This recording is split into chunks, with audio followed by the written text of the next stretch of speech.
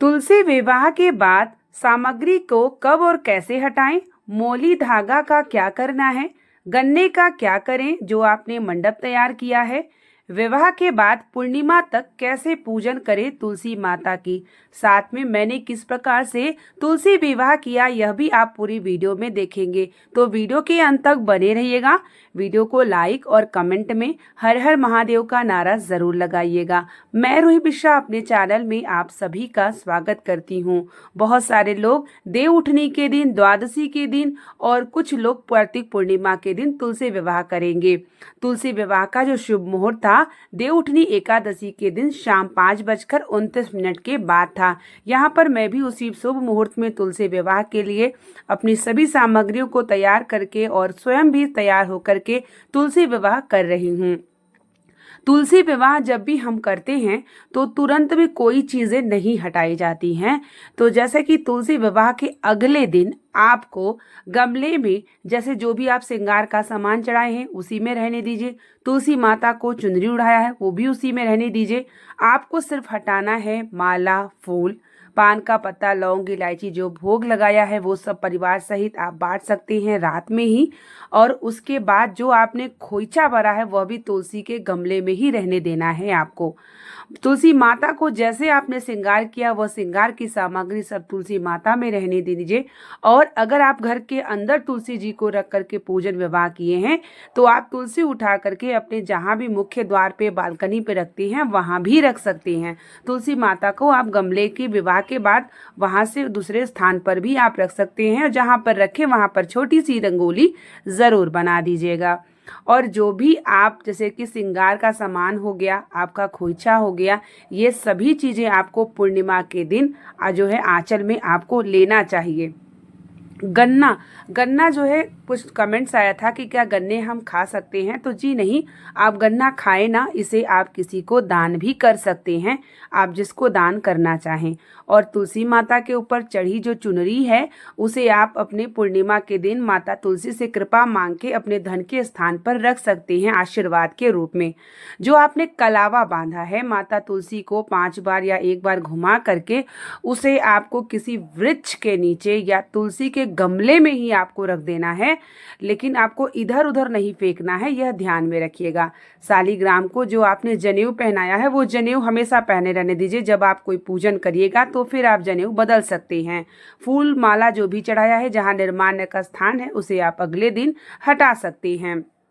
तो इस प्रकार से आप चीज़ों को रख सकते हैं। अगर आपने चौकी पर भगवान विष्णु जी को स्थापित किया है, लड्डू गोपाल को किया है, तो अगले दिन आप जो है विष्णु भगवान को आप अपने घर के मंदिर में रख सकते हैं। शालिग्राम जी देवता को आप तुलसी विवाह के बाद पूर्णिमा तक आप तुलसी के गमले में रख के पूजन भी कर सकते हैं।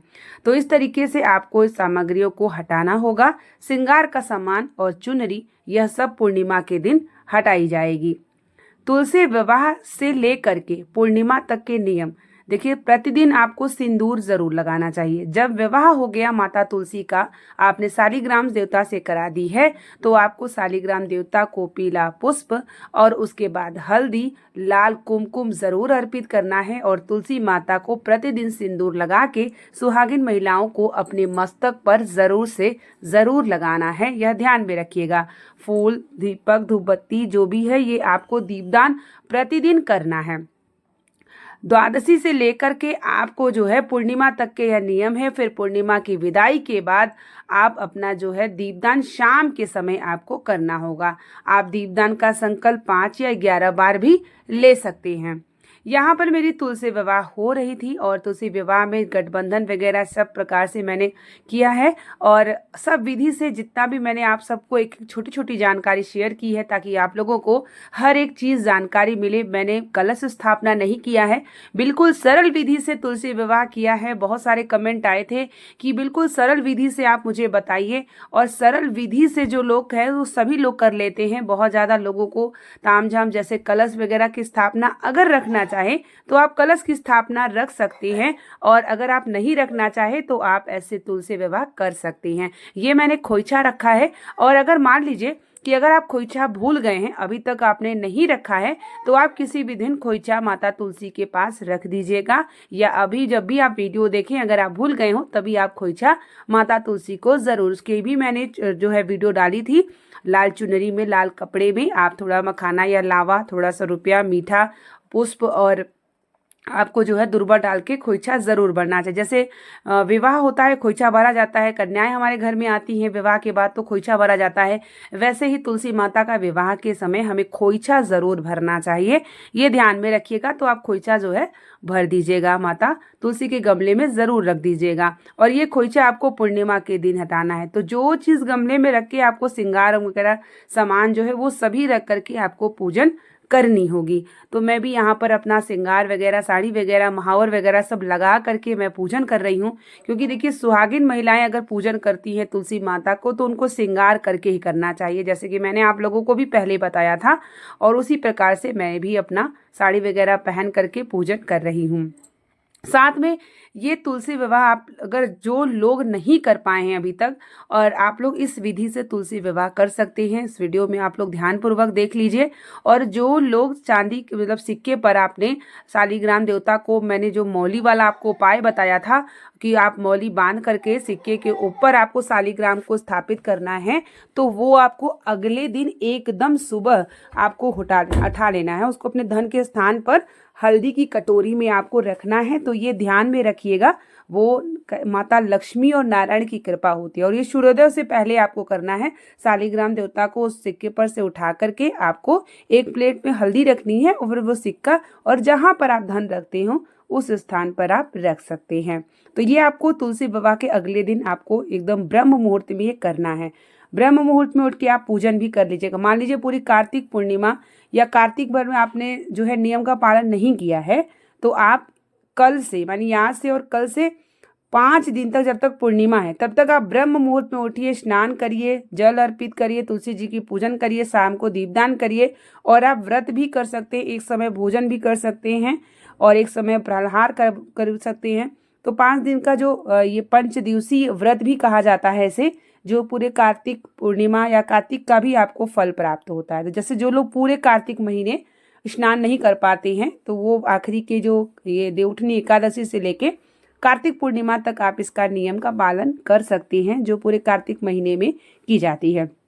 यहाँ पर मेरी तुलसी विवाह संपन्न होने के बाद, जैसे कि मैंने आप लोगों को भी कहा था, तुलसी स्तोत्र, विष्णु सहस्त्र नाम का पाठ और श्री सूक्तम का पाठ, कनकधारा स्त्रोत का पाठ यहाँ पर होने के बाद परिक्रमा होगी, उसके बाद आरती होगी और क्षमा प्रार्थना। क्षमा प्रार्थना देखिए हमें हर पूजन में ज़रूर करना चाहिए। अगर हमारी कोई त्रुटि हो गई, गलती हो गई, तो हमें ज़रूर क्षमा मांगना चाहिए, जिससे भगवान भी हमें हमारी गलतियों को माफ़ कर देते हैं और पूजन को स्वीकार करते हैं।